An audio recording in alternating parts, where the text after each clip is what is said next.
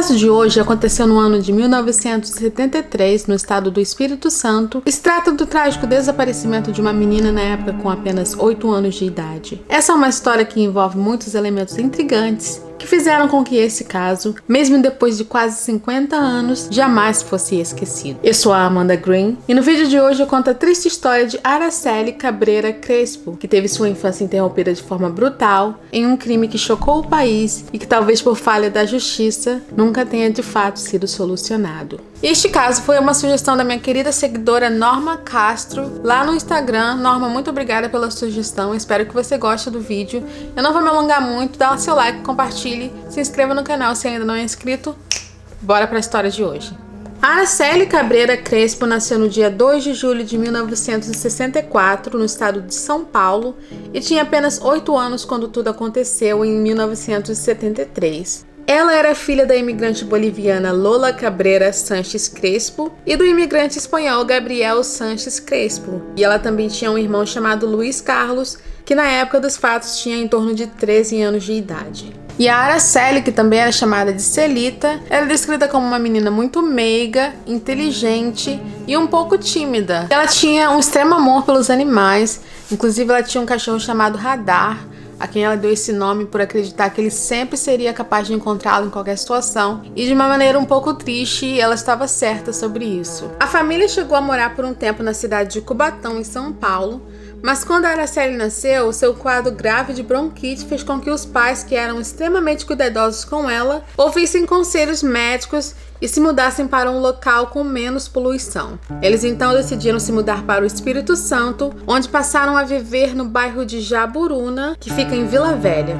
A relação entre todos os membros da família era de muito amor e cuidado, e os pais sempre fizeram questão que o Carlinhos e a Araceli estudassem na mesma escola, para que assim a menina recebesse o máximo de cuidado. E foi assim por muito tempo, até que no ano de 1972, apenas alguns meses antes do desaparecimento da Araceli, o pai dela, o seu Gabriel, recebeu uma proposta de emprego e a família se mudou novamente. Dessa vez eles foram morar no bairro de Fátima, que fica na cidade de Serra, também no Espírito Santo. E isso fez com que a dinâmica da família também mudasse rapidamente. Carlinhos foi matriculado no Colégio Salesiano, que era um colégio apenas para meninos.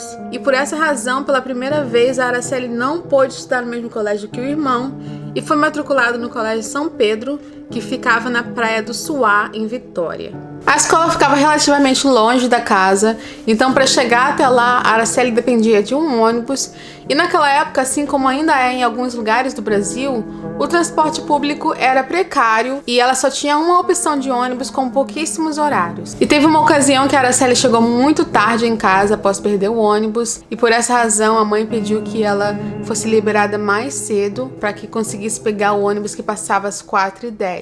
Nos poucos meses que a Araceli estudou na escola São Pedro, essa foi a rotina dela. Ela era liberada um pouco mais cedo e ia esperar o ônibus no ponto que ficava próximo ao bar Oasis. E há relatos que ela sempre brincava com um gatinho que ficava ali pelas redondezas. E eu acho importante esclarecer que esse bar Oasis não é o mesmo bar que pertencia àquelas famílias influentes que eu vou discutir um pouquinho mais pra frente no vídeo. Esse era apenas o bar que ficava perto da escola da Araceli e onde ela costumava esperar pelo ônibus. No dia 18 de maio de 1973, quando Carlos chegou em casa, a mãe, que já aparentava estar muito nervosa, perguntou para ele onde estava a Araceli. E quando ele respondeu que ela não estava no ônibus, a mãe entrou em desespero, como era de se esperar, e o pai imediatamente começou as buscas por conta própria. Ele refez o caminho de volta para a escola e procurou por toda a região, mas não encontrou a Araceli. Eles então resolveram procurar a polícia, mas como já era sexta-feira, os pais contam que nada de efetivo podia ser feito.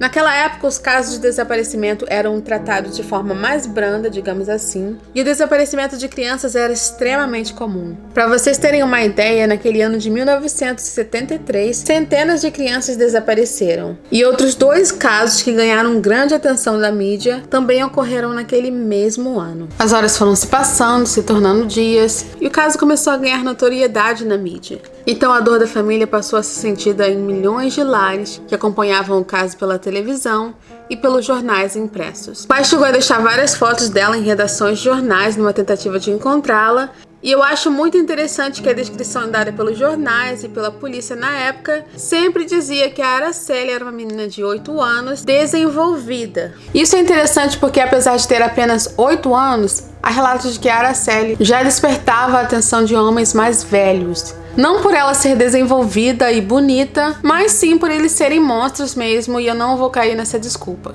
No dia do desaparecimento de Araceli, um jovem teria visto enquanto ela brincava com um gato próximo ao Bar Oasis, onde também ficava o ponto de ônibus, mas depois disso ela não foi mais vista. As buscas continuavam sem sucesso e, para a maioria das pessoas, a esperança de encontrar a menina viva diminuía a cada minuto em que ela permanecia desaparecida. Mas os pais não desistiram e continuaram nessa busca incansável, que durou 6 dias. No dia 24 de maio de 1973, a polícia recebeu a informação de que Ronaldo Monjardim, na época com 15 anos, encontrou algo que se assemelhava a um corpo. Ele caçava passarinhos com o pai em uma mata atrás do hospital infantil em Vitória. E eu disse que ele encontrou algo que se assemelhava a um corpo porque a situação era realmente deplorável. O corpo estava completamente desfigurado e em avançado estado de decomposição, então era difícil entender o que estava ali. Então o corpo foi levado para o Instituto Médico Legal e os familiares foram chamados para o reconhecimento. Num primeiro momento, o pai reconheceu a menina e saiu de lá traumatizado, mas depois ele voltou atrás e disse que não era ela. Meses depois, após exames mais sofisticados, ficou comprovado realmente que o corpo pertencia a Araceli.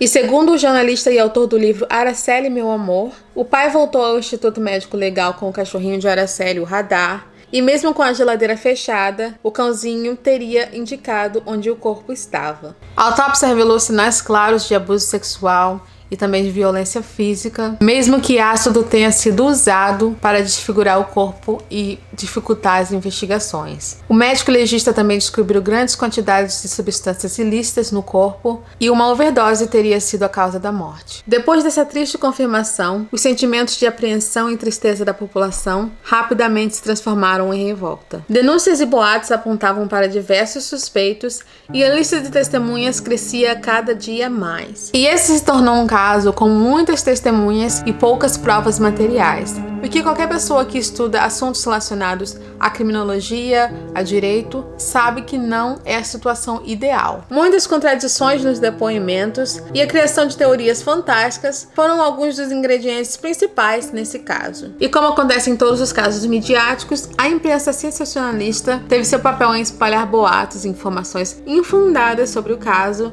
o que dificultou as investigações que já eram precárias. Além disso, o ano era 1973 e o país estava em plena ditadura militar, o que contribuiu para que várias vozes fossem silenciadas, o que também afetou o andamento das investigações. Após a investigação, a polícia conseguiu chegar a 3 suspeitos principais: Dante Barros Michelini, de 52 anos na época, o filho dele, o Dantinho, com 23 anos na época, e o Paulo Elau, de 27 anos na época. E essas 3 pessoas eram membros de famílias muito influentes no Espírito Santo. E há relatos de que tanto Paulo quanto Dantinho tinham envolvimento com drogas, que eles realizavam festas que às vezes envolviam menores de idade, que eles tinham interesse em meninas. Então uma história bem complicada, mas que nunca foi confirmada pela polícia. Segundo o promotor Volmar Bermudes, Araceli teria sido sequestrada por Paulo enquanto esperava o ônibus em frente ao Bar Oasis. Depois disso, ela teria sido levada para o Bar Franciscano, que pertencia a Dante,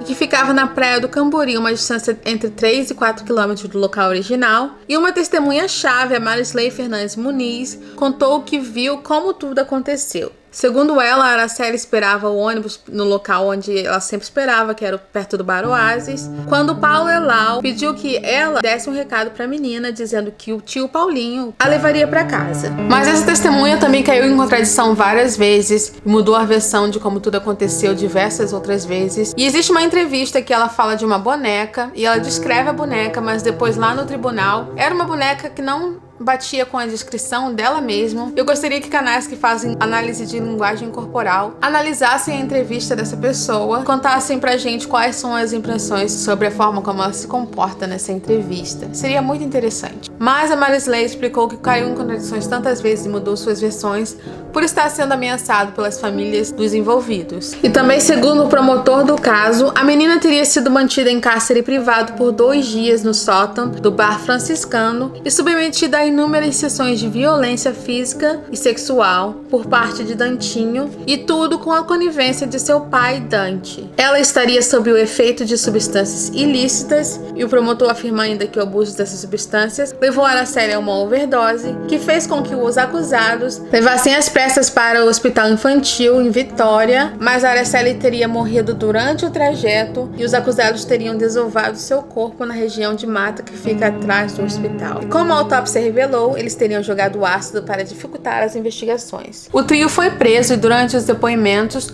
o Paulo Elau, que era descrito como uma pessoa culta e imponente, negou qualquer envolvimento com o crime e ele disse que jamais tinha visto a Araceli antes. Dantinho também negou o crime, claro, e disse que só conhecia o Paulo Elau de vista e que eles não tinham nenhum relacionamento antes de compartilharem a mesma cela. Ele disse que nunca viu a Araceli, que estava sendo vítima de perseguição. O Dante pai disse que tudo não passava de boatos e que a imprensa tentou incriminá-lo primeiro, mas pela idade, pela influência que tinha, eles viram que isso não seria possível e transferiram a culpa para seu filho Dantinho. O Dante era uma pessoa de muito prestígio na região e conhecia muitas pessoas influentes. E segundo a denúncia do promotor Bermudes, ele fez de tudo para obstruir a justiça e manipular as investigações, chegando a contar com o auxílio de pessoas na própria polícia, como o capitão Manuel Araújo, que apresentou um pedaço de tecido que ele acreditava pertencer a Araceli e que teria sido desenterrado do quintal do jovem Fortunato Pittini Neto, um jovem que tinha morrido de malária e hepatite no mesmo dia em que o corpo de Araceli foi encontrado.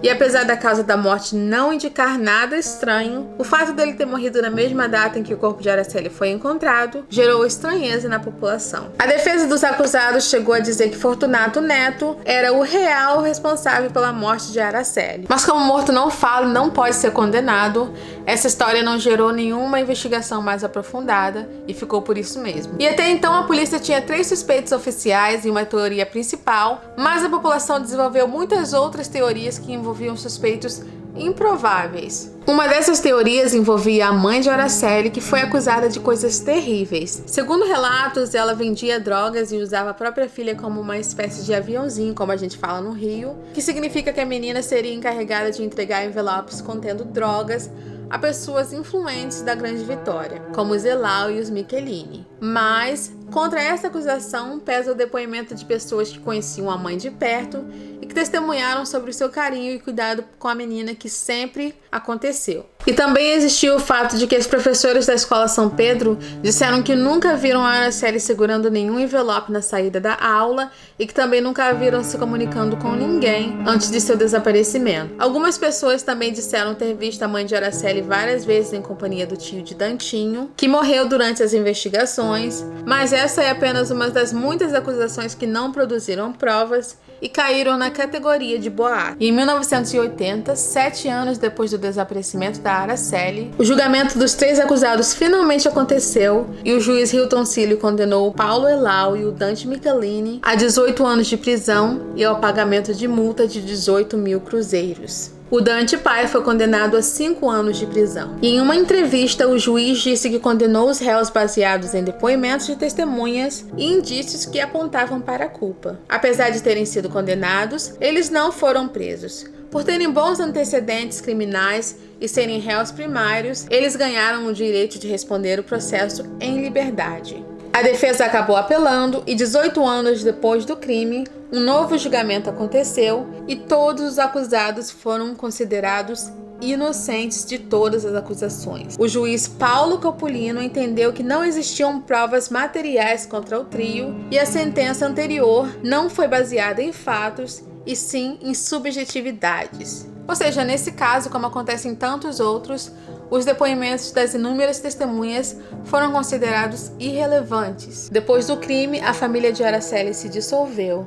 os pais dela se separaram e seu Gabriel se casou novamente e morreu no ano de 2001. A mãe voltou para Bolívia, onde ela tinha família, e o Carlinhos foi para Bolívia depois também, mas segundo ele mesmo, ele não se adaptou lá e acabou retornando para o bairro Fátima, e hoje ele vive no Canadá com a família que construiu. A Araceli se tornou símbolo da luta contra o abuso infantil e a data do seu desaparecimento se tornou o Dia Nacional do Combate ao Abuso e Exploração Sexual de Crianças e Adolescentes. Já se passaram quase 50 anos e infelizmente não haverá punição nesse caso, pois ele já se encontra prescrito. Mas um caso trágico envolvendo crianças, e eu vou contar pra vocês que esses casos me afetam de forma pessoal. Eu tinha uma tia, eu nunca conheci essa tia, porque ela foi brutalmente assassinada durante os dias da ditadura. Ela tinha apenas 12 anos de idade. Ela também foi abusada sexualmente e o corpo deixado num local qualquer. A investigação foi muito precária e nunca encontraram o assassino. E essa é uma das razões porque eu gosto de contar essas histórias, porque eu não quero que as histórias caiam no esquecimento. Talvez um dia eu conte o caso da minha tia, são pouquíssimas informações, mas essas foram as minhas singelas flores para a Araceli. Tchau!